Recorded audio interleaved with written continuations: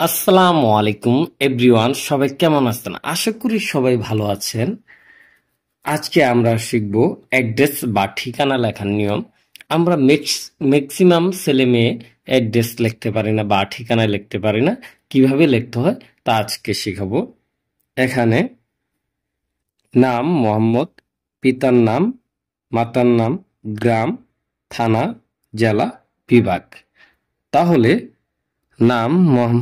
নাম দিয়েছে, তাহলে নাম দিব নাম শাহরিয়া, শাহরিয়া নাফিস। তারপর আছে পিতার নাম মোহাম্মদ, যার যার নাম বাবর আলী, আলী। মাতার নাম মোসাম্মদ, যার যার মায়ের নাম দিবেন নূর নেহার, নূর নেহার বেগম।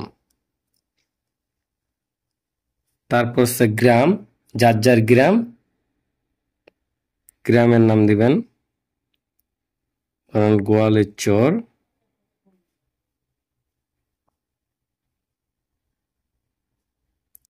গোয়ালের চর। থানা, যার যার থানা দিবেন, থানা হচ্ছে ইসলামপুর,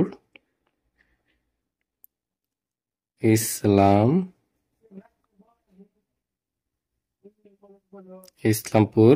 জেলা হচ্ছে কি জামালপুর, যার যার জেলা তা বসায় দিবেন জামালপুর। বিভাগ, বিভাগ হচ্ছে ময়মনসিংহ,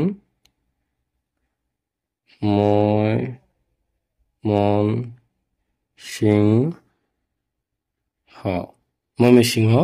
এই হচ্ছে অ্যাড্রেস লেখার নিয়ম।